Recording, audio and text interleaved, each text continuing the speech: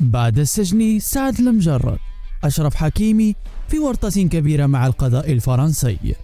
تابع الفيديو لتعرف المزيد من الحقائق. مرحبا بكم في خبر اليوم.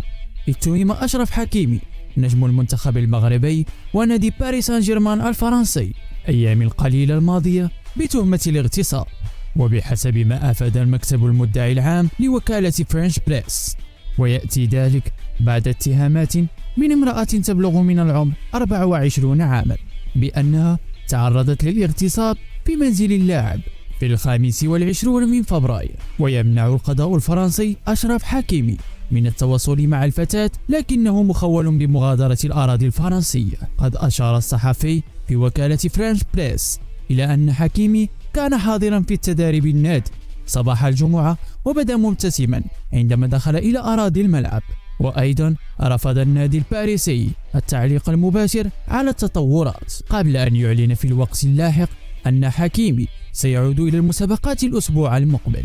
شهد التحقيق الأولي الذي افتتحه مكتب المدعي العام في نانتو يوم الاثنين، ولم ترد محامية حكيمي على الاتصال من وكالة الأنباء الفرنسية، مشيرة إلى أنها أكدت للصحيفة يوم الثلاثاء أن الاتهامات كانت كاذبة. إن حكيمي هادئ وتحت تصرفه العدالة. واستمع المحققون إلى الشابة يوم الأربعاء بحسب مصادر فرنش بريس. وقال محامي المدعي لوكالة فرنش بريس: لقد لاحظنا لائحة الاتهام والموكلين يحتفظون بكل كلماتها.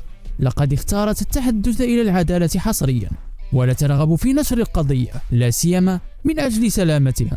وفي وقت سابق أكدت صحيفة ماركا الإسبانية في تقرير لها أن النجم المغربي الدولي أشرف حكيمي نفى مزاعم اتهاماته بالاغتصاب بعد ورود أنباء حول هذه القضية من العاصمة الفرنسية باريس. صحيفة لو باريزيان الفرنسية في تقرير لها إن هناك فتاة ذهبت إلى مركز الشرطة الأحد وأذاعت أن حكيمي ظهير باريس سان جيرمان اغتصبها، وانتشرت هذه الأخبار كالنار في الهشيم، خصوصا في فرنسا أو أوروبا. وبالطبع قد وصلت تلك الأخبار إلى أشرف حكيمي. وبحسب صحيفة ماركا الإسبانية أكد حكيمي أن هذه الاتهامات كاذبة تماما، وأنه ينتظر نتائج التحقيقات. وقد أجرت محامية حكيمي اتصالا مع الفتاة، لكنها رفضت الإدلاء بأي معلومات لها، وخصوصا عند طلبها إجراء فحص طبي، فالفتاة لم تتقبل الأمر أبدا.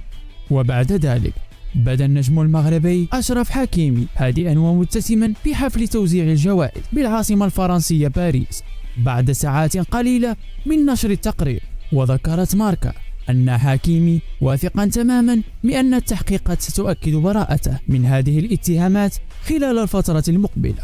وهناك مزيد من التطورات في هذه القصة، وسوف نستمر في مراقبتها لمزيد من التحديثات.